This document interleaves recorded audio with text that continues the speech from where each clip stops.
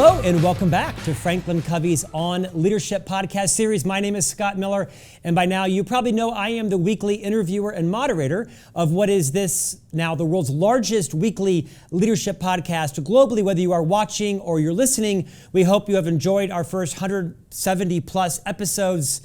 I have been privileged to write a book about 30 of our first interviews called Master Mentors, 30 Transformative Insights from Our Greatest Minds, published recently by HarperCollins Leadership and now available in bookstores and online digital retailers everywhere. I took 30 interviews and I selected 30 key podcast episodes and designated a single chapter to each of those 30 people, one transformative insight per chapter. Easy breezy, fast-paced read. I hope you would enjoy picking up a copy of Master Mentors. It is the first in what will be 10 volumes in the Master Mentors series, already starting to work on volume 3 out in 2022. Today, my guest is certainly worthy of being a Master Mentor. His name is Ron Carucci, and he's the author of the book, To Be Honest, Lead with the Power of Truth, Justice, and Purpose. Joining us from his home office in Connecticut, Ron, welcome to On Leadership.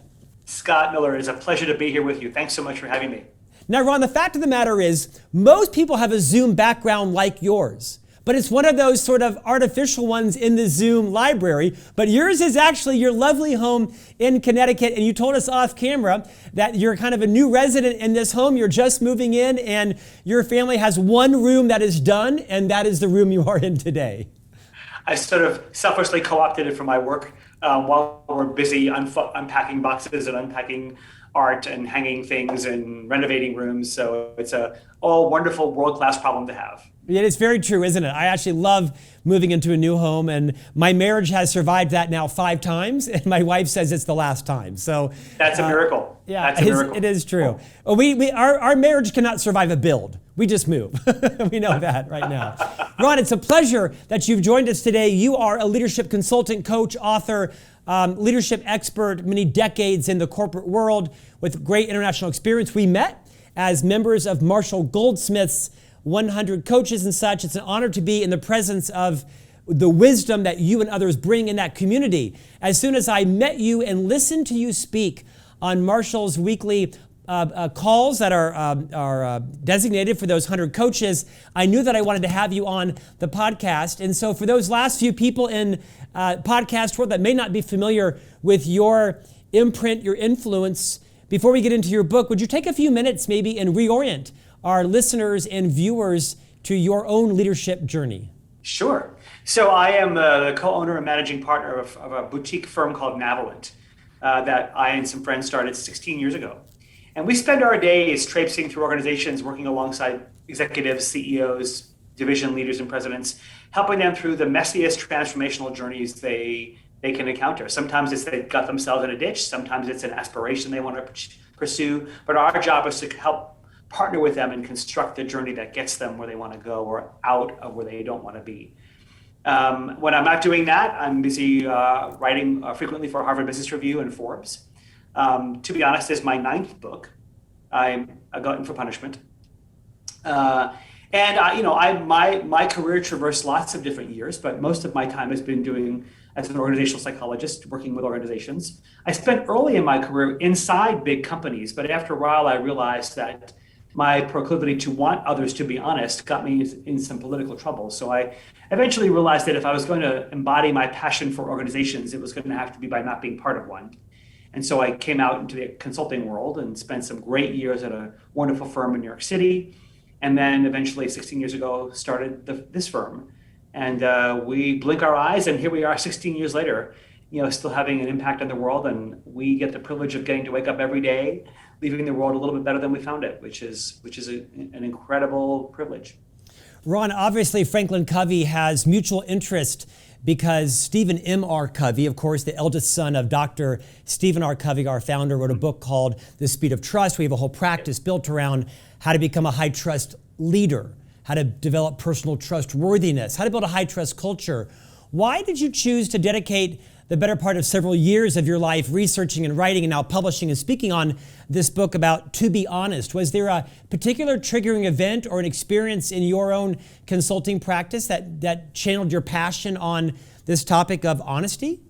Scott, so we spend our days doing deep diagnostic work, and we have 15 years of data that we chose to analyze using some great artificial intelligence technology to look at 3,200 interviews we had done to understand, could we predict the conditions under which people would be their best selves, that would tell the truth, behave fairly, and serve a greater good, and under what conditions their dark side might show up and they might choose to lie, cheat, and serve their own interests first. I think we're all tired of the Theranos stories. We're all tired of the Wells Fargo's and Volkswagen stories.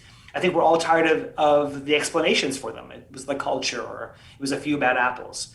And we don't have to look around too far, Scott, do we, to see how much trustworthy leadership has gone into a free fall. It's very hard to look around and point to somebody to say, wow, I want to follow that person. That's somebody I want to emulate. That's somebody I trust. And I thought, we can do better. And when the research came back analyzing that 15 years of data, it was a longitudinal study suggesting that we could predict 4 conditions under which people, in fact, would tell the truth, behave fairly, and serve a greater good, and under which conditions they wouldn't. It was compelling. It was exciting to realize, wow, I spent my whole career holding up mirrors to organizations to say, will you look honestly at who you are? Will you look honestly at the story you're telling yourselves? Not the story you wish was true in your head, but the story that's actually playing out in real life. And so I, at first, didn't have a need to write it down, but the data was so compelling and so energizing that I wanted to write the stories of the heroes. I wanted to write the stories of those who are actually embodying the principles of honesty that we found in the book and the research. I wanted to write a book of heroes. And selfishly, I got to meet these heroes. I got to sit in their presence and curate their stories and listen to their brilliant ideas and listen to their experiences and usher those stories to the world. So for me, it was an incredible gift to build this book. And I'm excited for readers to dig in and find their own heroes and people they could work for or be like. Ron, the book is rich with so many great stories that inspire us, cause us to reflect, to build our own self-awareness. We're going to talk about some of those in the next half an hour or so. Where I'd like to start, however, is in my favorite part of the book, which is this concept you call Know Your Honesty Story. And in a moment, I'm going to ask you to riff on that. But in essence, in this part of the book, you really invite us to get quiet in a reflective spot, take out our honesty journal, whether that's digital or print or vice, and really answer a couple questions. I'm going to kind of just pitch these open-ended to the audience. I'm going to have you clean it up and talk about why this is so important to people's character, to their legacy, to their influence, to their culture. These are some of the questions that you ask us to think about as we're reflecting on our own honesty story. As I ask these rhetorically out loud, I want our listeners and viewers just to be thinking about them, and I'll pivot back to you. One is, you say, what are your earliest memories you have about honesty? Who was in the story? What did you learn? Second, what situations draw you to be dishonest or to distort and withhold truthful information, act in self-serving ways? What situations prompt you to be your most honest self, telling the truth and even putting what's hard, doing the right thing, perhaps when it's against your own self-interest? If someone anonymously polled 10 of your closest friends and colleagues and asked them about your honesty, what do you think they would say? 2 more. Where in your life have you seen honesty as a redeeming force? And then lastly, what circumstances causes you to lose hope or perhaps even how to regain it? I mean, this is a piercingly insightful exercise to have people really think about, talk about, address, confront, own their honesty story. How did you come up with that? Why is that important? And what would you add to all of that as people are now thinking about these questions? I love that you read them, Scott. Thank you for doing that. It reminds me of some of the moments I've had doing journaling those questions. You know, I think if you asked and polled any random set of leaders in a company and asked them are you honest? Most would say, well, of course I am, sure. But the reality is, if you look at the University of Massachusetts study as an example, it suggests that all of us lie on average twice a day. But our data, both the neuroscience data we studied as well as the forensic data we studied in our longitudinal data, suggests that the definition of honesty is broader than just not lying. So our definition of honesty, truth, justice, and purpose, meaning that you have to say the right thing, do the right thing, and say and do the right thing for the right reason. That's the bar to which we're all being held accountable today. Because our experience of honesty institutionally and from leaders is in a free fall, the bar has gone up higher. So my question to leaders isn't, are you honest? Or are you dishonest? My question is, why are you dishonest? What brings you to your dishonesty? If I asked you, and I do this with my clients and leadership groups frequently, I ask them, just examine privately, so that no one has to see this, the last 10 days. I want you to think of moments where you were less than proud about your choices. You mistreated a clerk in a store. You spun information to your spouse or boss. You withheld hard feedback from someone that reports to you. You were short-tempered with your child. You behaved in a way that belied what you would say you valued. I can guarantee you that if you examine those 10 or 12 moments, you will find a pattern. Because most of us are not dishonestly, maliciously. I mean, there are a few sociopaths among us, but for the most part, our dishonesty is self-protective. It's not self-interested. We think that by looking a certain way to other people, to be perceived in a certain light, to express frustration in a much more harsh way, meets some need. It meets some need for significance. It meets some need for safety. And we have a narrative that we believe this choice will get this outcome. Of course, that's not actually what's happening, but we've told ourselves that enough that we reflexively choose certain behaviors at certain times in certain conditions. You can't improve your honesty until you first understand what brings you to your dishonesty in the first place. For each of us, that requires some deeper self-reflection. Requires going back to the origin stories that shape those narratives in the first place. Some people learned early on that it's really important to please people. It's important to make them happy. And then they learned to do that at all costs. So as they grew up, they wouldn't say hard things to people. They would overly accommodate others and then resent it privately. They would go out of their way to make people happy, even at their own expense. Some people learned early in their life that authority is never to be spoken up to. Others learned authority is never to be trusted. We all learn formative moments that may belie things we say we value, that have created habitual or reflexive reactions in certain situations. We all learned that don't look like you don't know the answer. So when someone asks you a question and you don't know the answer to it, you're going to make one up to look the part. The point, Scott, is that each of us have patterns that bring us to places that belie what we say we value. It's not an if, it's a when and it's a why. And so if you really care, and then we tell ourselves nobody notices, or it's a faceless crime.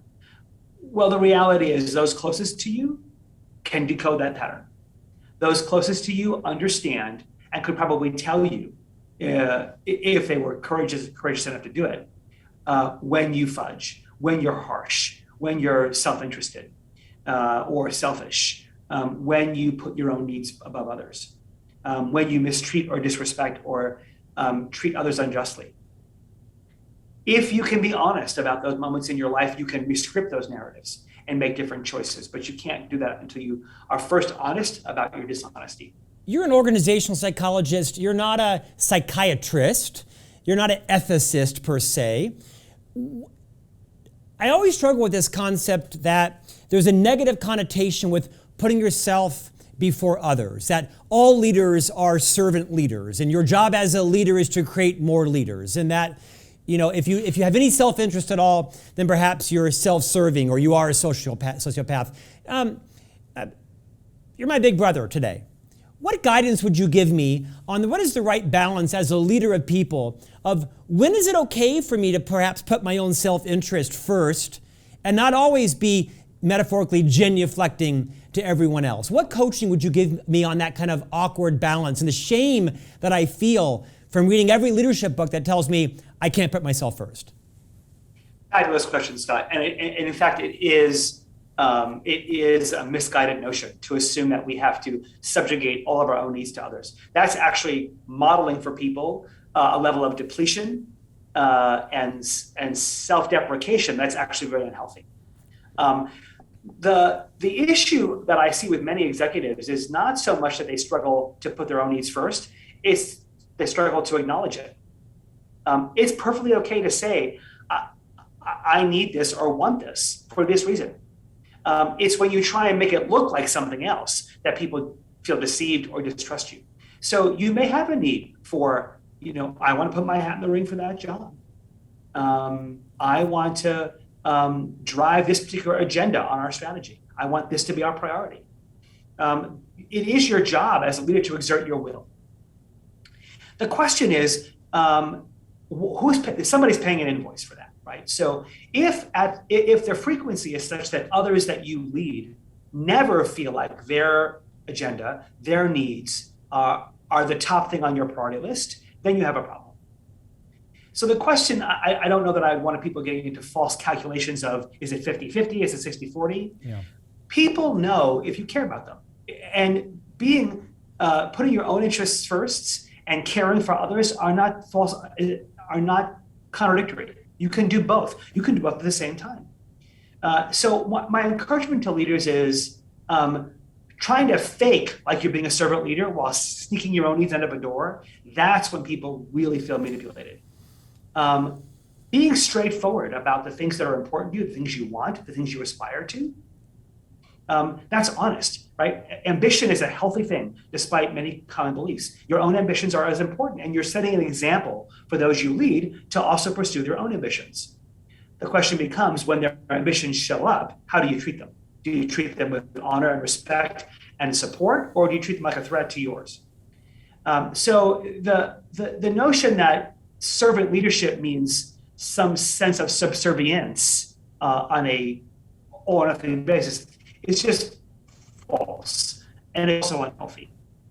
I think the big idea I just took from that is reinforcing, in Stephen M.R. Covey's book, The Speed of Trust, he outlines 13 behaviors of high trust leaders. One of them is declare your intent, is just recognize that you have an agenda, and the more you declare your intent openly, by even using those words, my intent is, you will then not allow others to ascribe intent to you. You'll be transparent. You'll be honest about, this is my intent, so that others don't suspect malintent or ill intent. And the reality is, Scott, we know in today's environment, people are always looking to decode you. They're always looking to ascribe motives that aren't there. How many of our executive clients have lamented to us that words were ascribed to them, quotes were ascribed to them, motives were ascribed to them that were never true. And my challenge is always, well, if you didn't tell them what to believe, they're going to make it up. And so leaders have got to, the expression I use for that, for declare your intent is lead out loud. You have to lead out loud. You can't assume you get credit for your good intentions. You can't assume that because you mean well, people will automatically assume that you're doing well. I love that phrase. You can't assume that you get credit for good intentions. I like that phrase. I have to remember that. I want to share and address some of the stories, but you dropped a truth bomb about 5 minutes ago when you were describing the tagline, the subtitle of your book. Your book is titled, To Be Honest, Lead with the Power of Truth, Justice, and Purpose. And you kind of unpacked those. Will you repeat that and re-describe what those three things mean in terms of our intent and our behavior? So that we wanted to reconceive the notion of honesty, because what we kept seeing in the data was that getting labeled honest was more than just about telling the truth. It was about how you treated others with fairness, with dignity, how you helped enable others to be successful. It also meant how you served a greater good and the reasons behind your actions. Could you declare the intent behind your intent? So truth, justice, purpose means saying the right thing, doing the right thing, and saying and doing the right thing for the right reason. Truth, justice, and purpose. And what we found, Scott, was that to be labeled honest, you have to do all three. You might get labeled a nice person or a kind-hearted person or a well-meaning person if you do one or two of them. But to get labeled with the attribute of honest, people are looking for all three of those. Ron, several years ago, I was delivering a keynote somewhere, kind of an interactive keynote in an audience. And at the end of this hour or two, I asked for key learnings. And I remember there was a gentleman who stood up, and his big takeaway from not just my keynote, but from his own self-reflection, I'll never forget this. It was a black gentleman from Alabama. I just happened to know that because I met him prior to that. I remember him being from Alabama. And he said, my goal is to behave myself into a reputation of being trusted by others. And I'll never forget that, because he realized, as much as he might think he's trustworthy and being honest, other people have to have that experience. And so he needs to behave himself into, as you mentioned, a reputation of being trusted by others. Ron, I want to pivot to some of the stories. And I may not get the setup right, but there's a couple of stories I want you to talk about. One of them is, I'm just going to call it the Angela story. It's a profound story. Will you share what her experience is and how we all can learn from that? So in the section in the book on accountability, where we hold ourselves accountable with dignity and justice, making it fair for others. Angela was the division president of a very large apparel company, and she was a brilliant, hard-driving, results-oriented executive, and prided herself on being a winner. And her division was growing. It was not only the cash cow of the entire apparel company, but the largest and the most profitable. One year, Angela, and she was my client, and got her employee engagement data back. And there had been a dip in some of the scores since the previous 24-month cycle prior. And the dips in the scores were notable in the area of this organization cares about my development, it cares about my future, that career pathing kind of segment. And she was incensed because she prided herself on investing heavily in talent and making pathways for people to grow and caring about people's own individual aspirations professionally. So she was about to embark on a sort of a get HR on the case and go and get everybody involved and dig up the data and prove how much her division had done for the well-being of people's careers and development. And I cautioned her to say, I think that might get you someplace that will feel good to you, but might not feel good to your division. That data is not random and it's not capricious. You have to find out why. So I suggested to her that she sent her 5 vice presidents out into their own divisions to go do their own sleuthing. I said, don't tell them how to do it. Just tell them that you want them to go out there and find out why people think this to be true. She gave them a few weeks to do it. They came back, and at the debriefing meeting where they were each going to report out their findings, 2 of the vice presidents reported out, basically with quite a lot of confidence, said, we fixed the problem. They don't think that anymore. We went out and sort of did that, got HR's data, and to show how much we actually did to care about people's careers and their development. So we went out and presented that to our divisions, and now they understand that we're not as bad at this as they thought. She had a little glimmer in her eye of, oh, good. And I'm like, just wait. 2 of the other vice presidents, even in a more lazily turn of events, went out and asked people, hey, do you think we suck at being career developers and development people? And to their delight, people said, no, we're okay with that. So they came back and they said, we couldn't find anybody to corroborate it. Everybody thinks that we're as confused as we were. So you could see slight senses of false relief starting to set in with Angela until Helen spoke, the 5th vice president. Helen took quite a different tact than her 4 peers. She went out and she decided to conduct what she called listening circles. She listened, she went out and sort of said, look, I know there's a reason you all feel this way. I just don't know what that reason is, but this is not our intent. We want you to feel like we care about your development and care about your futures. I'd love to hear your honest thoughts about your experience that is leading to this data. And she did that in about 6 or 7 different circles of about 5 to 8 people each. And she heard a lot. She heard things about, sure, you send us to training programs and then you call us out of them when there's an emergency. Or, yeah, you tell us to write down our development goals, but then there's no time in the day to do them because we're so busy doing all the work. And it wasn't that the division didn't care or talk about employees' development. There was just no capacity to actually ever act upon it in a meaningful way.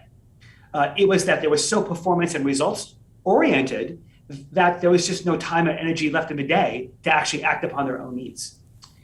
So Helen's reporting this out, and you can see that her 4 peers get a little uncomfortable.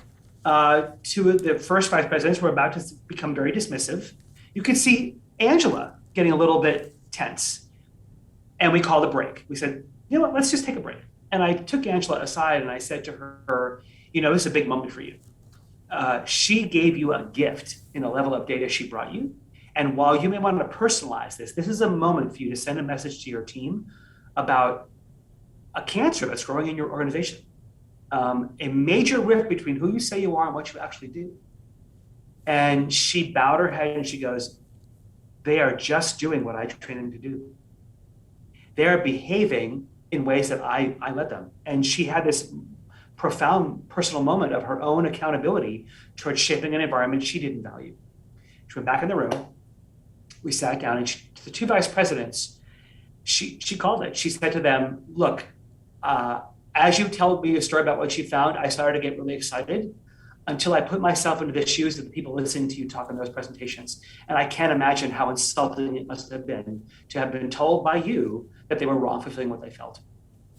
To the two other vice presidents, she said, I'm sorry you chose to take the easy road and not go be more curious about what we were intending to do than just ask a few tertiary people in the hallway. To Helena, she said, thank you. Thank you for giving us the gift of digging deeper and caring enough to be curious about why this data said what it said. Now we know. And I take responsibility. This environment is nothing more than I've helped create it to be, and I'm going to change it. And to the four VPs who reported out first, she said, we're all, including me, we're all going to go do what Helen did. We're all going to go listen to people and hear their stories of how we've harmed them and how we've disregarded them and how we've belied our commitment to their development. Yeah. And they unearthed quite a bit of contradiction in their organization about what they claimed to value versus what they actually did. It was painful. And it was a year of transformation Angela wasn't planning on. She even went above and beyond the call. She went to the CEO, her boss, and the board of directors in one of her own report outs, and she reported what she had found and reported what they were doing about it, which was a level of public confession. It was a lot of courage to do that. Some of those vice presidents didn't make the journey, not surprisingly. But a year and a half later, they had transformed the division to something that she was proud of. And she felt like reflected the values she wanted people to believe in and that she wanted to model. So it was a beautiful example of humility and honesty and accountability that was restorative, accountability that had justice and grace in it. Ron, thank you for belaboring that, because I don't think that's unique to Angela, right? I mean, Angela could be any name of any leader in any organization that has those same kind of moments of truth, so to speak, where you either confront or you deny or you acknowledge, you embrace, you leverage, you learn, all of that. You actually shared this idea of be who you say you are. In fact, you dedicated a whole chapter to it. Be who you say you are. It has both individual and organizational application. Not just as an individual leader of people, but as an organization. Are you really who you say you are? Will you speak to the millions of leaders at the front line, senior executive level, C-suite that are watching and listening to this podcast around the world? How do we know when we are not being who we say we are? What are some key trigger moments? What are some epiphanies that we perhaps are missing? And how can we easily or perhaps courageously course correct? So all of our organizations have promises they make. You have a mission statement, you have values, you have brand promises, you have purpose statements. One simple litmus test is to say, when you refer to your company's values, do people roll their eyes? Do they sort of nod politely? Or does it make their heart beat faster? Are they passionate about them? Do they believe that, in fact, those are the ways we actually act around here?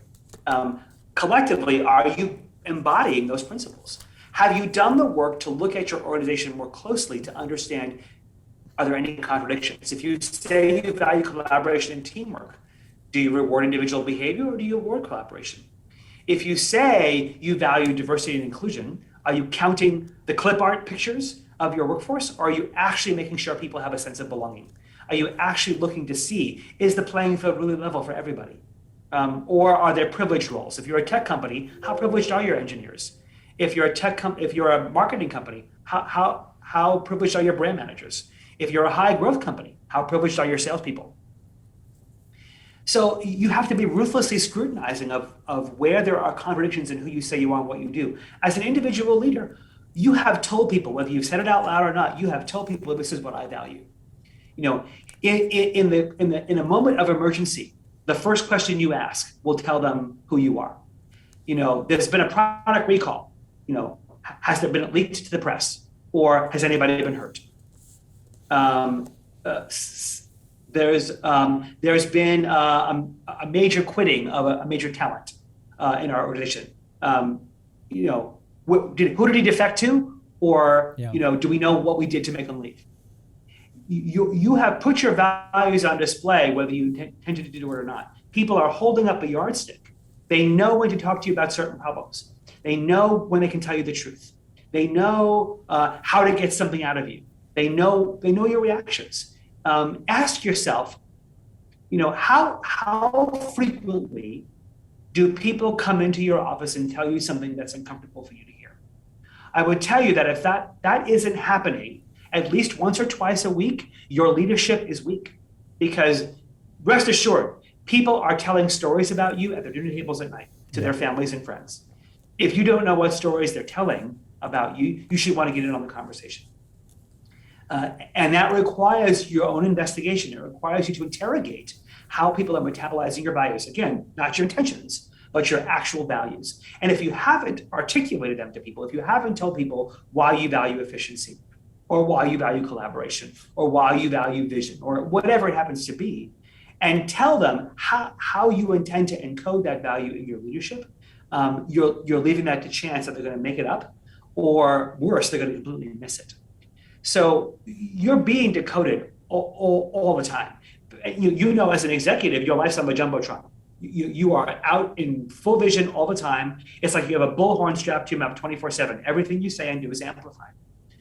All the more reason why you have got to make sure that the number of versions of you being concocted are a minimal few.